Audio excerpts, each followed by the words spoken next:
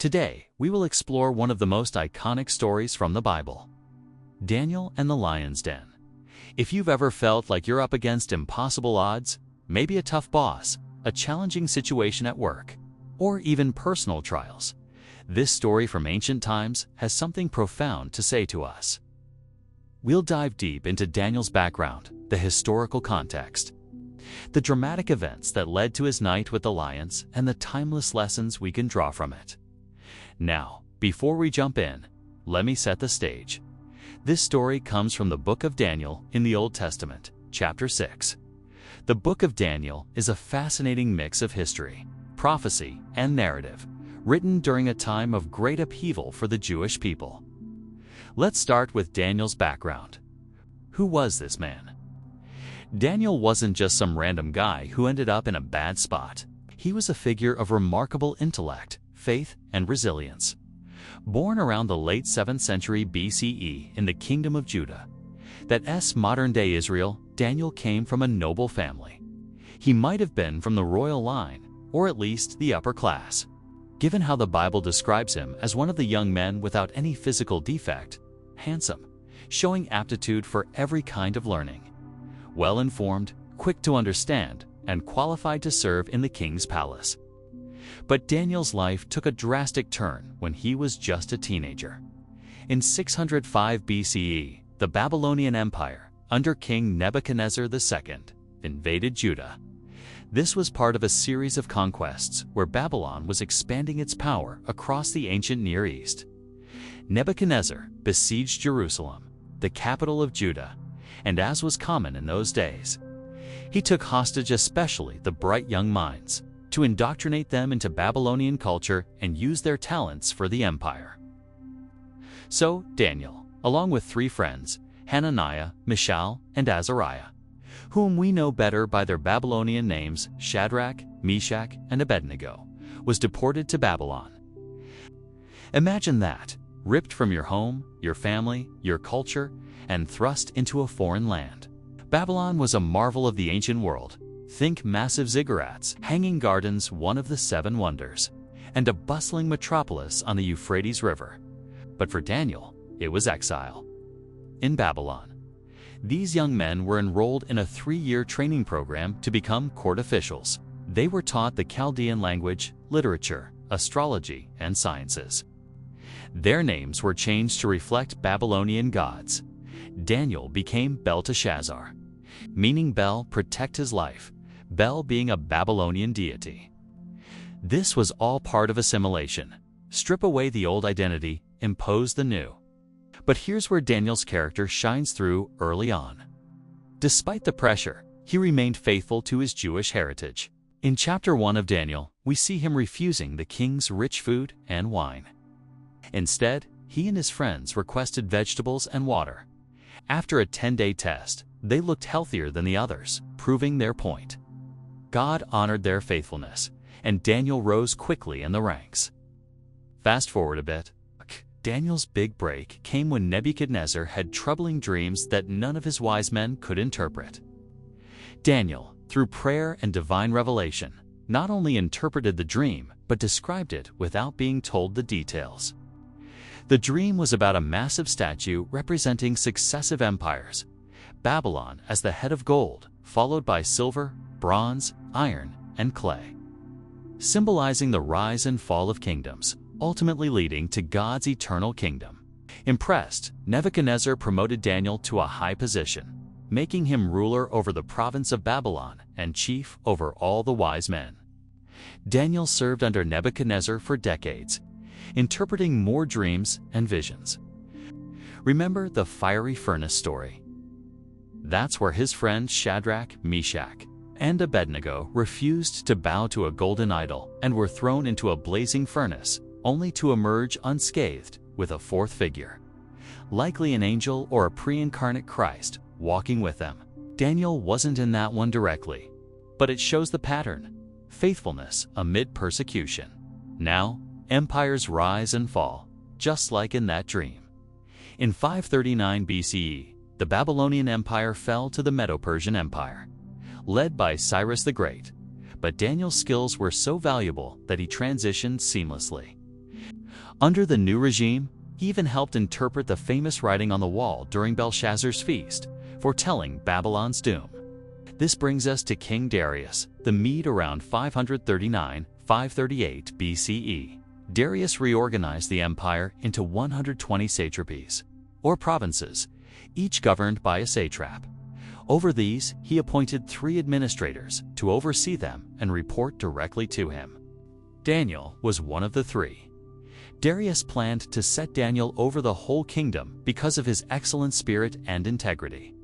Daniel was incorruptible, no bribes, no favoritism.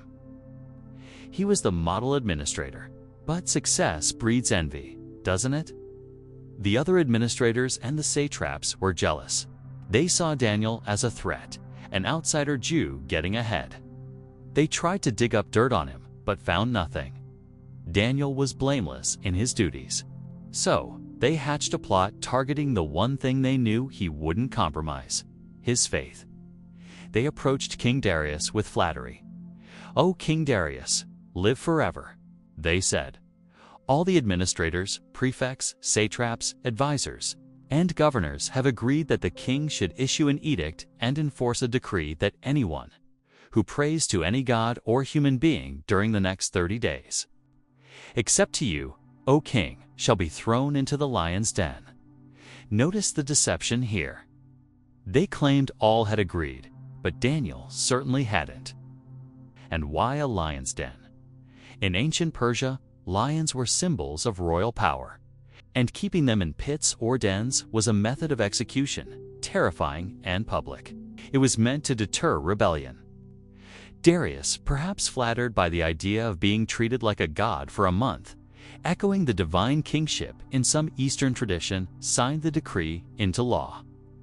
In Medo-Persian custom, once a law was signed, it couldn't be revoked, even by the king. That was their trap. Now Daniel knew about the decree. The Bible says when Daniel learned that the decree had been published, he went home to his upstairs room where the windows opened toward Jerusalem. 3 times a day he got down on his knees and prayed, giving thanks to his God, just as he had done before. But why toward Jerusalem? It was a Jewish custom based on Solomon's prayer in 1 Kings 8, directing prayers toward the temple even in exile. Daniel's prayer life was disciplined, 3 times a day, likely morning, noon, and evening, aligning with Psalm 55, verse 17. He wasn't hiding. His windows were open. This wasn't rebellion for rebellion's sake. It was quiet obedience to God over man. Of course, the conspirators spied on him and caught him in the act. They rushed to the king. "Daniel, one of the exiles from Judah, pays no attention to you or the decree. He still prays 3 times a day." Darius was distressed. He realized he'd been tricked. The Bible says he was greatly displeased with himself and set about trying to rescue Daniel, working until sundown to find a loophole. But the law was ironclad. The officials reminded him, "Remember, O king, that according to the law of the Medes and Persians, no decree or edict that the king's issues can be changed." So, reluctantly, Darius ordered Daniel thrown into the lion's den. As they sealed the stone over the entrance with the king's signet and those of the nobles to prevent tampering, Darius said to Daniel, "May your God, whom you serve continually, rescue you." That night, the king couldn't sleep. He fasted, refused entertainment, and paced until dawn. At first light, he hurried to the den and called out in anguish, "Daniel, servant of the living God, has your God, whom you serve continually, been able to rescue you from the lions?" And from the den came Daniel's voice, "O king, live forever. My God sent his angel, and he shut the mouths of the lions. They have not hurt me because I was found blameless in his sight, nor have I ever done any wrong before you, O king." The king was overjoyed. He ordered Daniel lifted out, unharmed, not a scratch on him. Then, in a swift turn of justice, he commanded the conspirators, along with their families, to be thrown into the same den. The Bible says the lions overpowered them before they even hit the bottom, emphasizing that the lions were indeed hungry and fierce. It was a miracle, not tame animals. Darius then issued a new decree. In every part of my kingdom, people must fear and reverence the God of Daniel. For he is the living God and he endures forever. His kingdom will not be destroyed. His dominion will never end. He rescues and he saves. He performs signs and wonders in the heavens and on the earth. He has rescued Daniel from the power of the lions. And Daniel prospered during the reigns of Darius and Cyrus. But let's unpack the themes. First, integrity in leadership. Daniel's rise wasn't through scheming. It was through excellence and honesty. In a corrupt system, he stood out. How often do we see that today? Leaders who cut corners versus those who build trust. Second, the conflict between earthly authority and divine obedience.